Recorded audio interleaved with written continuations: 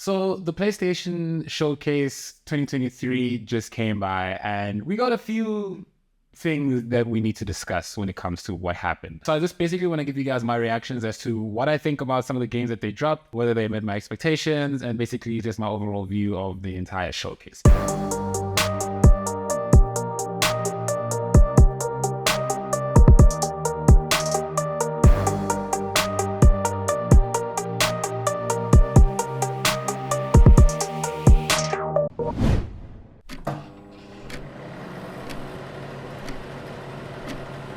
These are some of the games that I really enjoy. Starting with Phantom Blade. Now, Phantom Blade is a bit of an eyebrow raiser. I saw the gameplay, it looked really dope. I really liked it. I mean, me and the boys were reacting and it was really dope. I'm just kind of skeptical about it. I mean, some of the fight scenes look really intense and really complicated, and I just kept thinking to myself at the back of my head, like, how are they going to pull this off? How am I, as a player, going to be able to pull off those moves? The sword fights were just intense. They were quick, they were crazy, and I'm just like, what is going on? I suspect there's going to be a lot of quick time events included in the gameplay. That's the only way I see it. I saw a lot of wall running included in the combos. It looks like there's going to be a lot of fluidity in the movement.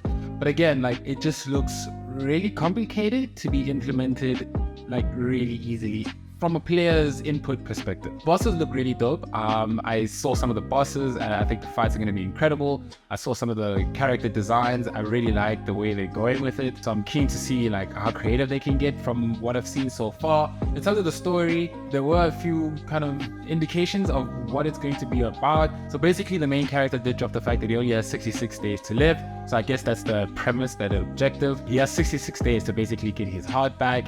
So I guess that's the entire objective, go get your heart back. I guess someone took it. You only have 66 days left, and now we have to go find our heart from some mysterious creature. So I guess that's the whole objective. It just looks very skeptical. And I mean, if you just look at some of the comments alone under that video, you'll see that a lot of people are skeptical. I thought I was alone, but no. I mean, some of the comments say, this looks like another one of those games that we see a really cool trailer from it, and then it takes a whole lifetime to get any more news on it, and then 2 more generations for it to actually come out. Another one reads, this combat almost looks too good to be true. And the last one, that combat and those animations are way too cinematic to be real. It looks amazing, but highly choreographed. And I can't help but agree with some of these comments. It looks really complicated. It looks way too choreographed.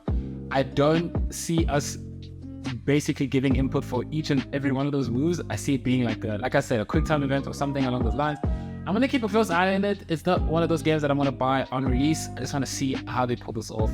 So the next game that they teased is Alan Wake 2, which I really enjoyed the first one. I mean, it was a really epic game to play. I played it on the Xbox 360 and I really had a blast.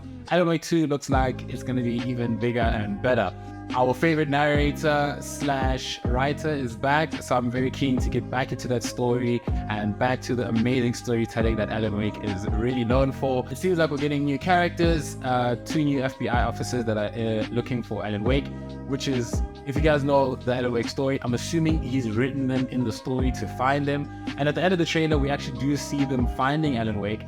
And throughout the trailer, he's a bit confused as to how the story goes because he doesn't remember certain parts. So I'm assuming it could be tied to the fact that he's been found, and by being found, he hasn't written the rest of the story. I don't know, man. These are just my theories, but I'm very keen to see how it looks and how it works. The presence is still there. The horror elements are still there, and I'm very keen for those jump scares, but that really rich, really quality storytelling. One huge takeaway from this trailer is the voice acting. These artists are impeccable delivery. It seems really well done, and I'm very keen to be immersed by that experience. So I'm looking forward to that game. I'm going to keep my eye on that one. Then we have Assassin's Creed Mirage. Now, Assassin's Creed for me has been a very love-hate relationship. I fell in love with the Assassin's Creed franchise way earlier, back in the days when they started with 1, 2, and even Brotherhood. But after that, they really lost it for me. I mean, after Black Flag, it just became very murky for me real quickly. The last Assassin's Creed I played was Odyssey, and I couldn't even get through the first 2 hours of gameplay. It was just too big, it was just too much going on, and I just couldn't understand it. Origins, also couldn't finish it. Valhalla, I'm not even gonna try it. But Assassin's Creed Mirage, it just seems like it's the game that we've all been expecting. It's the game that we've all been crying for. It looks like we're following in the footsteps of Basim as he joins the Hidden Ones, which I'm assuming is the Assassin's Creed basically, before they got the name. I don't know how they're gonna play that off. but that's my assumptions. And it looks like we're back in the Middle East. The whole entire game is going to be taking place in Baghdad. So I'm looking forward to that really tight-knit, close environment, very dense with population where we can hide in crowds. Some of the things that I took away from this trailer is that I saw colored smoke bombs, so there's going to be a lot of vibrant colors. I'm looking forward to those. Yeah, like those vibrant colors that are just going to be splashing all over my screen. And then I also, one of the guys mentions that you can actually bribe some of the guards to look the other way. So that's a very nice thing. That's a nice little teaser for us here in South Africa who know a thing or two about bribing. I'm not going to say anything.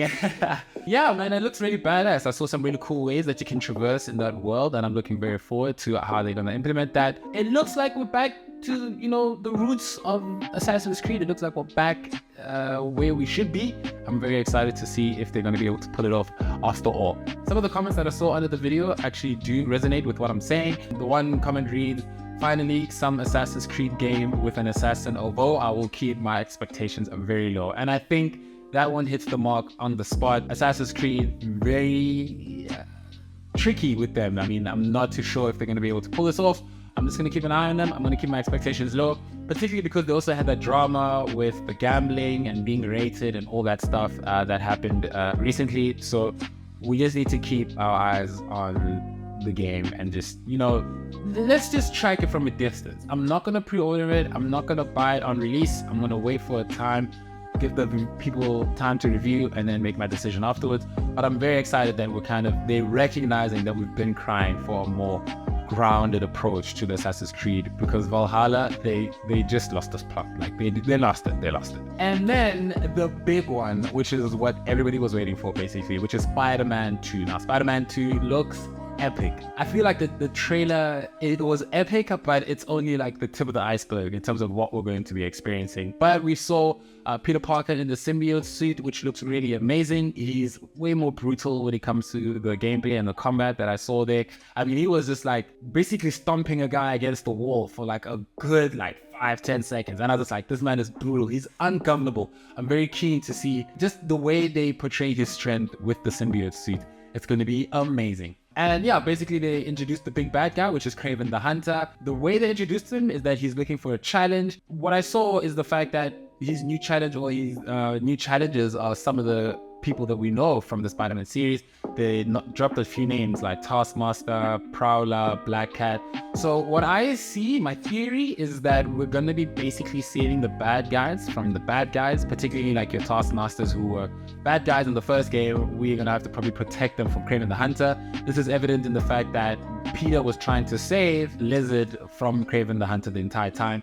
But not only that, he also had to try and protect himself from the Lizard, who was also trying to attack him. So it's going to be a lot of those weird dilemmas that we have to probably deal with, like protect Prowler, but Prowler doesn't really like mess with us, or you know, whoever else it could be in the game. But I look forward to those kind of weird dilemmas that we have to deal with. I mean, Miles is also in the game. He's got new powers. I saw like a young Kamehameha thing going on. It's really awesome. I'm very keen to explore those. We also saw that he can also use like new web lines to kind of traverse within the game, which also looks really exciting. So they really added a few new things, like some of the wingsuits. You saw how they used them. So traversing through the city of New York is going to be really, really epic. I'm very keen to see how they pull that off. And the whole thing with the dynamic thing again is that Miles, for example, is also dealing with the whole protecting Lizard from Kraven the Hunter, but he also has to probably deal with the fact that Peter is becoming a little bit of a menace at this point. I mean, the way he just chucks this guy off after saving him and then goes off to fight Lizard, it sparks some, you know, suspicion of like, is Peter going to the dark side, basically. So I foresee a whole thing of not only does Miles have to protect Lizard and fight Lizard from Kraven the Hunter, but he also probably has to protect Spider-Man from everybody else. And I do foresee a little face-off between Spider-Man and Miles. I don't know how they're going to pull it off, but I'm very keen to see how they do that. And also the whole character switching between the two of them. That looks really cool. I saw that one of the moments that they did that was mid cutscene. So not only are we going to be able to switch between them in free roam, I'm assuming we're also going to be able to switch between them in cutscenes. It's going to look really, really epic. I'm very excited. Spider-Man 2 is definitely a pre-order situation. I think that's not even up for debate. Spider-Man 1 was really amazing. Miles Morales was really amazing. But yeah, man, that was the PlayStation Showcase. What do I think about it? I think they could have really lost the whole indie fodder stuff. Like, really could have done without that.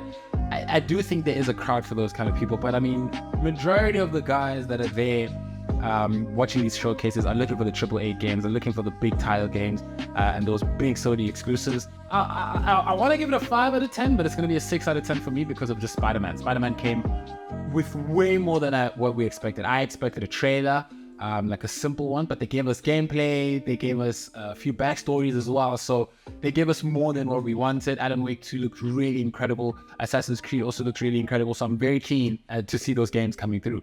And yeah, man, let me know what you guys think about the PlayStation Showcase 2023. Is there a few hit or misses? Were there games that you guys were expecting that they didn't showcase?